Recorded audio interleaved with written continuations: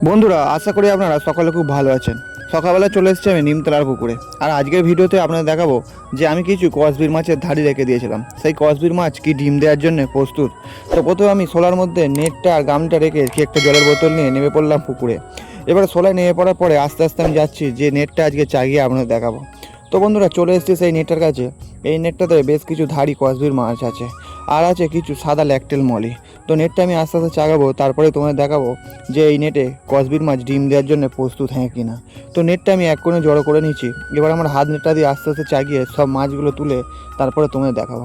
আর এখানে যে সাদা ল্যাকটেল মলিগুলো দেখতে পাচ্ছ, মাছগুলো বেশ বড় হয়ে গেছে। আশা করছি এরা খুব শিগগিরই বাচ্চা দেবে। অল্প অল্প কিছু বাচ্চা দিয়েছে, দেখাও যাচ্ছে। তো প্রথমে ছানা মেরে নেট দিয়ে কিছুটা মাছ তুলেছি। বেশ কিছু নোংরা আছে নেটের মধ্যে, আর আছে কদম পাতা। তো সব মাছগুলো বেছে আমি গামলির মধ্যে তুলে নিয়েছি। এবার তোমাদের আমি আস্তে আস্তে মাছগুলো দেখাচ্ছি। দেখো, মাছগুলো বেশ বড় হয়ে গেছে, কিন্তু এখানে একটা ভুল হয়ে গেছে। আমি যে নেটটা চাকিয়ে ফেলেছি, এটা কসবির মাছের মেল মাছ রাখা ছিল সেই মাছের নেটটা। তো যাই হোক, আমি এই মাছগুলো ছেড়ে দেওয়ার পরে তারপরে ফিমেল মাছের নেটটা চাগিয়ে তোমাদের দেখাবো।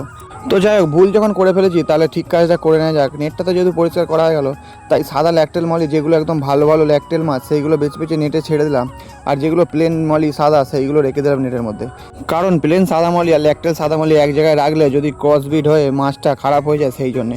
তো যাই হোক, মলিগুলো ছেড়ে দেওয়ার পরে এবারে কসবির মাছগুলো নিয়ে চলে এসেছি একটা নেটের মধ্যে। এই নেটেতেই সব কসবির মাছের ধাড়িগুলো ছেড়ে দিলাম। আর এই নেটেতেই অল্প কিছু সাদা কসবির মাছের ফিমেল আছে, যেগুলোর পেটে কিন্তু ডিম ভর্তি। তো আমি এই নেটটা চাগাবো না, কারণ এই নেটে যেহেতু অল্প কিছু কসবির মাছ আছে, সেই জন্য এই নেটটা চাগাবো না। যে নেটে আরও বেশি কসবির মাছের ফিমেল আছে, সেই নেটটা চাগিয়ে তোমাদের দেখাবো। তো এই মাছগুলো সব ঘোরাঘুরি করছে, তারপরে আমি চলে এসেছি যে নেটটা এবারে চাগিয়ে আপনাদের দেখাবো। এই নেটে আছে বেশ কিছু কসবির মাছের ফিমেল, আর তার সাথে আছে কালো ল্যাকটেল বেলুন মলি। তো যাই হোক, নেটটা এক কোণে জড়ো করে নিয়েছি। এই নেটটাতেও বেশ ভালো নোংরা আছে, তার কারণে এই নেটগুলো সব কদম গাছের তলায় আছে, আর সাথে সাথে বাদাম পাতাও পড়ে এই নেটটাতে। তো যাই হোক, সব মাছগুলো আমি গামলার মধ্যে তুলে নিয়ে তারপরে তোমাদের একেবারে দেখাবো। তো বন্ধুরা দেখো, মাছগুলো সব গামলির মধ্যে তুলে নিয়েছি। কালো যে ল্যাকটেল বেলুন মলিগুলো দেখতে পাচ্ছ, সব একদম বড় বড়, আর পেটে বাচ্চা ভর্তি আছে। আর এই যে ফিমেল কসবিরগুলো, এগুলো মোটামুটি বড় হয়ে গেছে, তবে এখনও এরা কিন্তু ডিম দেওয়ার জন্য প্রস্তুত নয়। তার কারণ এদের পেটে এখনও পুরোপুরিভাবে ডিম তৈরি হয়নি। তো মোটামুটি কিছুদিন এদের ভালো করে খাওয়ালে তারপরে এরা কিন্তু ডিম দেওয়ার জন্য প্রস্তুত হবে। তবুও যাই হোক, মোট কথা 3-4টে নেটে করে কসবির মাছের ফিমেল রাখা আছে। এখানে আছে, এই নেটে দেখালাম, আগের একটা নেটে দেখালাম, বাড়ির পুকুরেও নেটেতেও কসবির মাছের ফিমেল আছে। তো মোটামুটি এদিক ওদিক করে কসবির মাছের বাচ্চা এবারে ভালোই তোলা যাবে। তারই মধ্যে দেখি একটা কালো ল্যাকটেল বেলুন মলি কোনো পুকুরে মারা গেছে, মাছটা ফেলে দিলাম।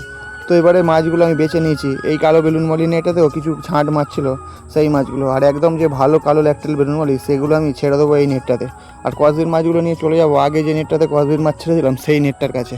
তো যাই হোক বন্ধুরা, প্রথমে কালো ল্যাকটেল বেলুন মলি এগুলো আমি একটা নেটে ছেড়ে দিলাম। তারপরে কসবির মাছের ফিমেলগুলো নিয়ে চলে এসেছি যে নেটটাতে আগের বারে ফিমেল মাছগুলো ছেড়েছিলাম, সেই নেটটার কাছে। তারপরে আস্তে আস্তে আমার হাত নেটটা ডুবিয়ে সব মাছগুলো ছেড়ে দিলাম। তো বন্ধুরা, তোমরা ভিডিওর মাধ্যমে দেখতেই পেলে যে আমার কসবির মাছ কিন্তু খুব শিগগিরই বাচ্চা দেওয়ার জন্য প্রস্তুত হয়ে যাবে। তো আজকের ভিডিও এই পর্যন্তই। আবার দেখাচ্ছে আগামীকাল অন্য কোনো মাছের ভিডিও নিয়ে। আর ভিডিওটি ভালো লেগে থাকলে একটি লাইক করবেন, আর চ্যানেলটিকে সাবস্ক্রাইব করে পাশে থাকবেন বন্ধুরা। ধন্যবাদ।